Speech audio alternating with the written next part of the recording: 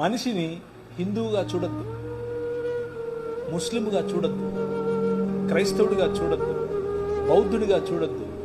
మనిషిని మనిషిగా చూడొద్దు. కష్టమా? చాలా కష్టం. అమ్మో, చాలా ఈజీగా, చాలా కష్టం. మతం తట్టుకోలేదు, బట్టలు చింపేసుకుంటుంది.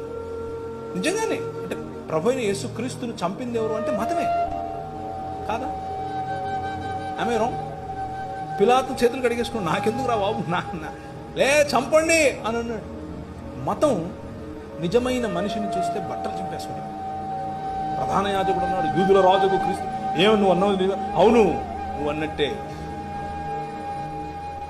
మనుష్య కుమారుడు ఆకాశ మేఘారుడై దిగివచ్చుట మీరు చూస్తారు అని అంటే ఇంతకంటే ఎక్కువ సాక్ష్యం కావాలని బట్టలు చింపుకున్నాడు.